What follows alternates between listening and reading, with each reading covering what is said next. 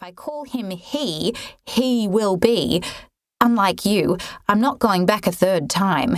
If we have 2 girls, so be it. As long as the baby is healthy and happy, they both chanted with a grin. Bless Mum. She's been a fabulous granny. And listen, how's Connor? We haven't seen him for ages. Ellie was taken aback when her strong sister lowered her head and stifled a sob. She widened her eyes, quickly taking her baby off her breast and laying her on her playmat. She stepped over to her sister, put her hands on her shoulders, and was surprised when Drew lifted her hands and covered her face. Drew, what is it? Is Connor sick? Ellie asked. I don't know. He never talks to me anymore. He's barely home. What do you mean? He's always at work, and as soon as he gets home, he has to go out and see someone. Ruby's probably forgotten what he looks like because he's gone when we wake up, and then she might see him for 5 minutes at tea time before he goes out again, if she's lucky. Have you talked to him about it? I tried early on, but you know me. I can shut down too when I'm cross or worried. That's the worst thing you can do. If he's shut down and you've shut down, you won't sort anything out. Drew lifted her head and dug in her pocket. She pulled a tissue out and dabbed at her eyes. When she finally held Ellie's gaze, the uncertainty and fear on her face was something Ellie hadn't seen for a long time. Drew had healed since they'd discovered the truth behind their father's death, and since she and Connor had met and married, she'd been a different person. Happy and open, the suffering she had carried within for many years had been replaced by happiness. The final step for each of the 3 sisters in getting over their father's death had been seeing Mum's happiness when she'd married Grayson. What are you worried about?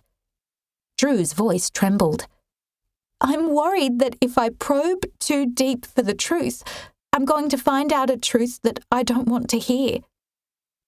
What do you mean? I'm wondering if he's met someone else, if he's seeing someone else. No way! That is not Connor at all. Connor is straight and true and upright, you know that.